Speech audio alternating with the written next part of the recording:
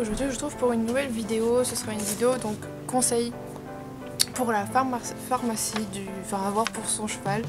Donc tout ce qui est genre pour les premiers soins, les médicaments, enfin tout ce qu'il y a à avoir dans une boîte à pharmacie. J'ai pas ma boîte à pharmacie avec moi tout simplement parce que j'ai vraiment que le strict nécessaire et que à la fin du mois je vais tout acheter. Je vous ferai une présentation si vous voulez, voilà, je vous ferai une présentation de ma boîte à moi que j'ai pour Soda.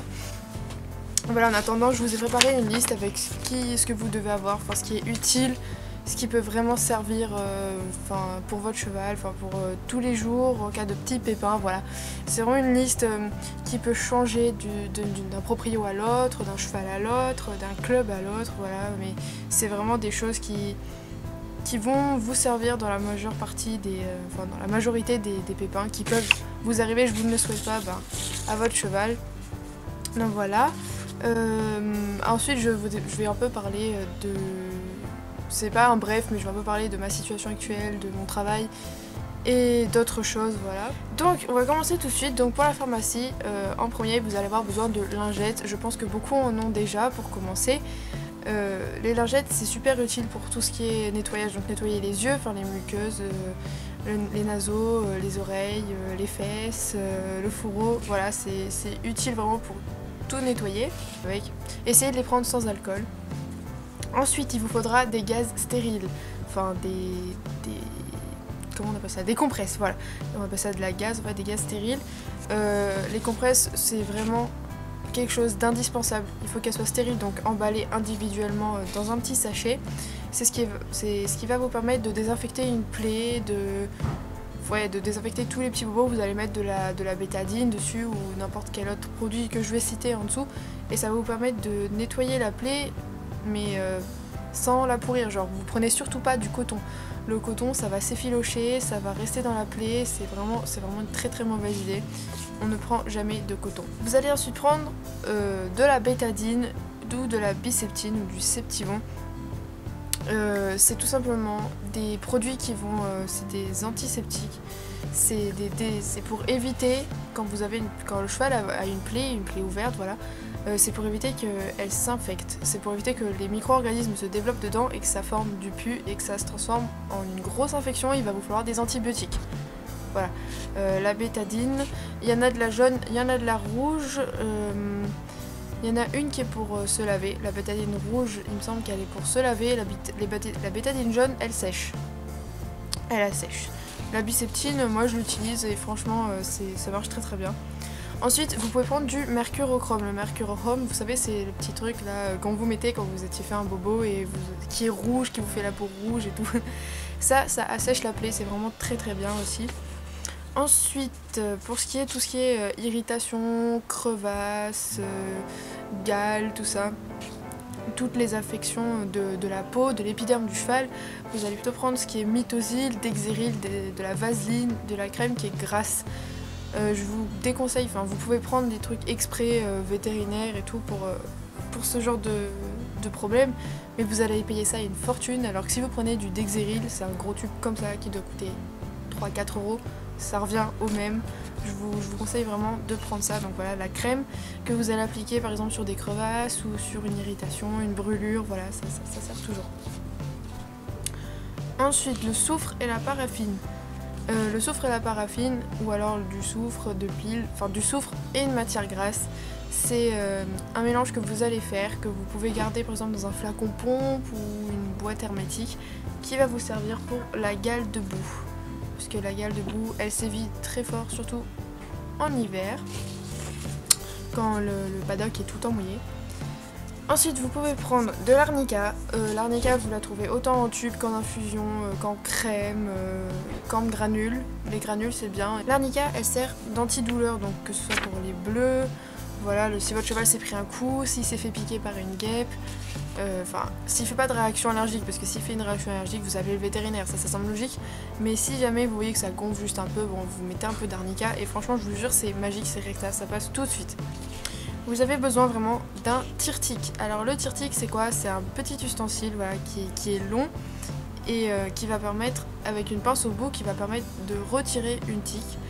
Faut jamais enlever une tique à la main. Tout simplement, il y a encore le frelon qui est là. Il me kiffe.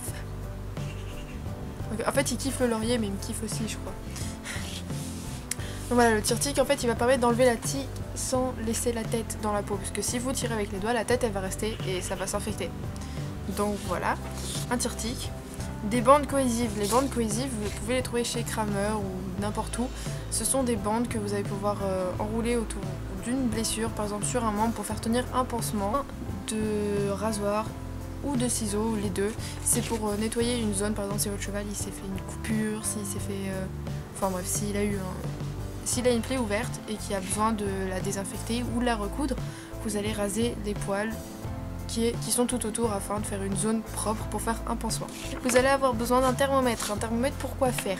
Le thermomètre c'est pour prendre la température. La température elle se prend dans l'anus. Voilà, vous prenez le thermomètre, donc la sonde, vous mettez dans l'anus du cheval, vous faites délicatement histoire de pas lui faire mal quoi, et de pas vous prendre un coup. Et voilà, si la température est supérieure à 38,5 degrés, c'est que le cheval a de la fièvre. Vous allez avoir besoin de gants en latex, c'est toujours utile pour faire des soins au lieu d'éviter de toucher avec les doigts parce qu'il y a certains produits qui peuvent vous irriter les doigts ou alors qui vont vous les colorer ou tout simplement parce que les doigts contiennent des microbes. Alors même si vous vous lavez les mains, les doigts sont quand même porteurs de bactéries, il vaut quand même mieux mettre des gants si vous touchez une plaie, si vous touchez la crème pour mettre sur la plaie, voilà, si vous n'avez pas de gaz ou quoi, ayez toujours des gants, ça peut servir même pour le pansage, ça sert tout le temps, donc ayez toujours une boîte de gants. Vous pouvez prendre de l'aspégique. Moi, dans mon ancien club, quand un cheval avait des douleurs, style des courbatures ou quoi, ma prof, elle leur donnait un sachet d'aspégique. C'est un antidouleur quoi, et c'est un anti-courbature, tout ça. Voilà, franchement, ça marche très bien dans la ration. Ça n'a pas de contre-indication, sauf si vraiment le cheval est allergique, mais la majorité des chevaux, on leur donnait ça et ça marchait tranquille. Si votre cheval est un peu courbaturé quoi. Ensuite, le calendula. Le calendula, c'est une petite plante. Vous trouverez de la crème donc à base de calendula. Ça calme tout ce qui est irritation, pareil, blessures, piqûres, démangeaisons, tout ça. Voilà, le calendula, même les coups, tout, ça fait du bien pour tout. C'est vraiment très très utile. Ensuite, de l'argile. Alors l'argile, c'est pareil, c'est un remède qui est vraiment génial. Vous pouvez en mettre sur les membres, par exemple si votre cheval il est engorgé, sur le dos si votre cheval il a mal au dos, même sur des blessures c'est très bon de mettre de l'argile sur, enfin pas sur une blessure, sur une piqûre, c'est pareil, ça fait dégonfler, c'est un pouvoir en fait désengorgeant l'argile, voilà. Et après il faut bien la mettre, il faut bien l'enlever, la remettre, l'enlever. C'est pour tout ce qui est douleur osseuse, tendineuse, musculaire, voilà, ça fait vraiment pour tout. Si vous voulez pas vous embêter à prendre l'argile de chez Decathlon, j'ai le soleil dans la tête. Si vous voulez pas vous embêter à prendre l'argile de chez Decathlon qui doit coûter un bras aussi, vous la trouvez en grosse quantité chez des grossistes, voilà, il faut juste l'humidifier. Vous pouvez avoir besoin de savon de Marseille. Le savon de Marseille c'est quelque chose de magique. Vous pouvez nettoyer les plaies, vous pouvez blanchir les balsanes, vous pouvez nettoyer votre matériel avec. C'est vraiment un savon à tout faire qui est désinfectant aussi, qui est très utile. Vous pouvez prendre du collyre, du sérum physiologique, c'est la même chose. Ce sont des gouttes pour mettre dans les yeux. Voilà, si votre cheval, vous voyez qu'il est un peu gonflé ou quoi, vous avez besoin de regarder, vous pouvez lui mettre les gouttes. Voilà, c'est toujours très utile. Les chevaux se mettent souvent des poussières, pas des échardes, mais des petites particules dans les yeux, voilà, ça peut toujours servir.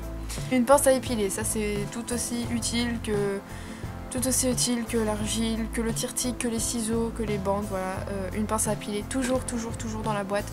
Si jamais votre cheval y est tombé, si c'est, je sais pas, s'il s'est pris une branche, s'il s'est frotté une clôture ou quoi, s'il a des échardes, s'il a des graviers ou quoi coincés dans la plaie, voilà, la pince à épiler, vraiment ça va vous sauver la vie. Vous allez pouvoir enlever tous les corps étrangers dans la plaie avant de pouvoir la soigner. Et il y a un gros rat, c'est plus affreux, c'est un rat, il est mignon, mais il y a un gros rat là-bas dans le jardin. Et vous allez évidemment mettre le numéro de votre vétérinaire. Si vous n'en avez pas, renseignez-vous dans votre région, quels sont les vétérinaires, qui sont les vétérinaires équins qu'il y a dans votre région, et voyez un peu l'avis des gens, voyez qui est bien, voyez qui est pas bien, ensuite faites-vous votre opinion. Si c'est sûr que s'il y a 10 personnes qui disent « Ah lui il est nul, il m'a fait des faux diagnostics », c'est sûr que vous n'allez pas appeler celui-là, vous allez appeler celui qui est le plus compétent. Donc voilà, le téléphone du vétérinaire toujours à portée de main, à portée d'œil plutôt. Ensuite, un sac poubelle. Un sac poubelle toujours, ça peut être utile quand vous désinfectez une plaie, voilà, vous avez vos compresses sales ou alors les corps étrangers que vous avez retirés, les poils, mais par exemple les seringues qui sont usées, des trucs comme ça, voilà. Vous prenez, vous jetez, ça évite de mettre par terre, de salir, voilà. Au moins on a tout dans un sac et vous n'avez plus qu'à jeter ensuite. Ensuite, on continue, il vous faudra des bandes de repos. C'est très utile si votre cheval a fait un effort assez intense ou s'il a un problème, par exemple une lymphangite ou quoi, qu'il a un membre gonflé comme un poteau, de mettre des bandes de repos avec des flanelles en dessous. Les flanelles, c'est des trucs en coton assez épais qu'on enroule autour du membre du cheval et par-dessus lesquels on met des bandes. En dessous, les bandes, on peut mettre quelque chose de froid, une poche de froid ou alors un pansement, voilà. Ensuite, on peut avoir des seringues accompagnées d'un antispasmodique. Donc pour les coliques, ça, on évite de le faire soi-même. Je dirais même, on le fait pas du tout soi-même. C'est en cas de colique, ou alors en cas de besoin d'injection d'antibiotiques. Et ayez toujours un flacon pour les coliques et un flacon d'antibiotiques si votre cheval se retrouve infecté. Mais si vous ne savez pas faire de piqûres, surtout dites-le au gérant de la pension s'il est apte à faire les piqûres. Vous lui dites que vous possédez donc les seringues et le produit exprès, il vous fera lui-même la piqûre. Ne vous risquez jamais à faire une piqûre vous-même, vous risquerez de tuer votre cheval, surtout avec les antibiotiques. Si l'antibiotique touche une veine, votre cheval il est mort. Voilà, donc surtout vous ne faites jamais les piqûres tout seul, sauf si vous avez été habilité à le faire. Et encore, je pense que même certains d'entre vous le feraient pas, donc voilà. Toujours utile le produit pour la pourriture des fourchettes ou de l'eau de daquin. Le produit pour la fourchette de chez Decathlon marche très bien, il coûte pas cher, il est facile à ranger, donc voilà, je vous le conseille grandement en cas de pourriture, ça peut toujours être très utile. Et enfin, en dernier, un gel pour les mains hydroalcoolique, donc c'est ce que vous avez dans les établissements scolaires, en école ou au collège ou n'importe. C'est ce gel, vous savez, avant d'aller à la cantine, vous en mettez sur les mains, vous lavez les mains avec et ça sèche tout seul. Voilà, ça évite d'aller trouver un robinet, de prendre de l'eau. Franchement, ça, si vous avez un petit flacon ou un flacon pont, mais des petits échantillons comme ça, avant de soigner votre cheval ou quoi, c'est vraiment très pratique. Vous n'avez pas besoin de trouver un robinet, pas besoin de vous sécher les mains. C'est vraiment très hygiénique et voilà, ça peut toujours servir et ça coûte pas très cher. Je pense que j'ai fait à peu près le tour. S'il manque des choses, dites-le moi. Ou alors dites-moi en commentaire ce que vous mettez dans votre trousse à pharmacie, comme ça tout le monde pourra voir, tout le monde pourra se faire un avis. Et tout le monde pourra faire une moyenne de ce qui revient le plus souvent ou ce qu'il a oublié ou quoi. Et je pense que ça pourrait être super sympa en fait de comparer les trousses à pharmacie de chacun pour les chevaux. Donc voilà, je vous invite à laisser en commentaire le contenu de votre trousse à pharmacie et si ma vidéo là-dessus vous aura plu. Ensuite, je voulais vite fait parler d'un truc. Alors j'ai été embauchée, à McDonald's. Un McDonald's qui est pas très loin de chez moi, il est à 10 minutes, même pas, de chez moi. Donc je travaille lundi, mardi, mercredi, jeudi et vendredi. Je travaille les 5 jours et j'ai mon week-end. Du coup c'est pour ça que vous allez avoir un peu moins de vidéos parce que je travaille le midi et le soir et parfois l'après-midi selon le bon vouloir du patron. Donc voilà, je travaille souvent de 11h45 à 14h et ensuite de 19h à 22h. Ça me laisse l'après-midi de libre donc pour faire ce que je veux, pour aller voir mon cheval et tout. D'ailleurs, Solidarito va changer de pension, je vais l'emmener dans un endroit qui est un peu plus proche, à Péménade. Il va partir donc voilà le 7 octobre, il déménage. Voilà, il va être plus prêche. Juliette, faut que t'ailles plutôt coucher. Il va être plus proche de moi, je vais mettre 10 minutes à y aller en bus. Mais encore faut-il que j'arrive à coïncider les bus avec mes horaires, ça va être vraiment la mort. J'ai 4 heures de libre, mais imaginez, genre je finis à 14h. Et puis, et le bus il est à 15h, il faut que j'y aille et tout, et il faut que je revienne. Et s'il n'y a pas de bus qui coïncide avec quand j'arrive et que je suis en retard, ça va être la mort. Donc je vais essayer de m'arranger, voir comment je peux faire. De toute façon je vais forcément trouver une solution et je vais forcément aller voir mon cheval au moins 3 fois dans la semaine. Voilà, le reste du temps, la fille qui sera dans le paddock avec moi, enfin qui partagera le paddock avec moi, elle pourra s'en occuper aussi. Il sera jamais tout seul, il aura un copain dans son paddock, donc nickel. Alors oui, maintenant je travaille, maintenant j'ai vraiment une bonne raison de dire je ne peux pas faire de vidéos souvent. Alors oui, vous allez me dire, oui mais t'as 4 heures de libre l'après-midi et tout. Alors oui, je vais faire des vidéos les après-midi, il n'y a aucun souci. Mais voyez-vous, des fois quand je rentre d'un rush, par exemple, le mercredi midi. Le mercredi midi, il y a tous les étudiants qui viennent manger à McDo. Ça fait qu'on se retrouve à courir dans tous les sens pendant 3 heures et je vous jure que c'est fatigant. Hein. Vous rentrez, vous avez qu'une envie, c'est vous affaler sur votre lit ou alors de regarder la télé, enfin de vous poser, prendre une douche et plus rien faire là-bas. Ça va pas, donc il y a forcément des semaines où j'aurai moins d'heures et je pourrais faire plein de vidéos. Mais sinon, je vous jure que tous les week-ends, vous aurez, je pense, entre une et... je sais pas, franchement, je veux pas vous donner un nombre comme ça parce que j'ai pas envie de me faire taper dessus après. Et encore, j'ai le soleil qui me bat, on va me dire ah t'avais dit que tu ferais ça, puis en fait non, t'as menti et tout machin. Voilà, j'ai pas envie de me prendre la tête, maintenant je gagne des sous avec mon travail. YouTube me rapporte un peu d'argent à côté, je fais des vidéos pour mon plaisir, je fais des vidéos aussi pour vous, mais il faut que vous compreniez que je ne peux pas, enfin c'est physiquement pas possible, je peux pas faire plein de vidéos tout le temps, déjà ça demande du temps, voilà comme là, et ensuite il y a le traitement derrière de la vidéo, voilà, et le temps que ça se publie, tout, c'est toujours du temps, et maintenant que je travaille, j'ai envie aussi d'avoir un peu du temps pour moi quand je rentre, ou voir mon copain, voilà, et donc voilà. Je vais filmer le week-end, je vous filmerai la nouvelle pension, je vais vous filmer comment faire un râtelier à foin parce que je vais en faire un pour mon cheval.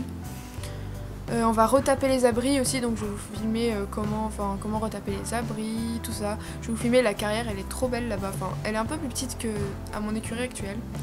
Mais elle est dans la forêt en fait, il y a un arbre au milieu et c'est du bord-sol, c'est de bord-sol et elle a pas de barrière en fait, elle va en avoir parce que voilà, elle va clôturer parce que moi je me sens pas de monter dans une carrière sans barrière. Mais je trouve ça trop mignon franchement, c'est trop joli, vous allez voir, moi franchement j'aime beaucoup.